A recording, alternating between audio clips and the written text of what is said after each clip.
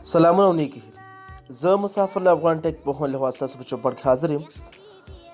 راځئ چې نن په دې خبرې وکړو چې څنګه کولی شو چې د فیسبوک ټیګ بند کړو.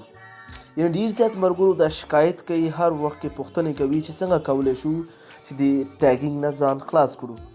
بعضې ملګري خامخا داسې ویډیوګانې اپلوډ کوي یا داسې عکسونه اپلوډ کوي چې هغه بد اخلاقه وي یا ښه نه وي یا هغه عکسونه یا ویډیوګانې ستاسو خوښې نه وي، خو هغه تاسو پکې ټیګ کړي. نو څنګه کولی شو چې هغې نه ځان وژغورو؟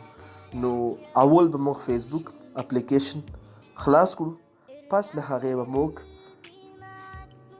سیټینګ ته لاړ شو، بیا به موږ اکاونټ سیټینګ باندې به کلیک وکړو او بیا ټایم لاین اینډ ټیګینګ باندې به کلیک وکړو او پس له هغې او بیا به ټیګینګ ته راشو.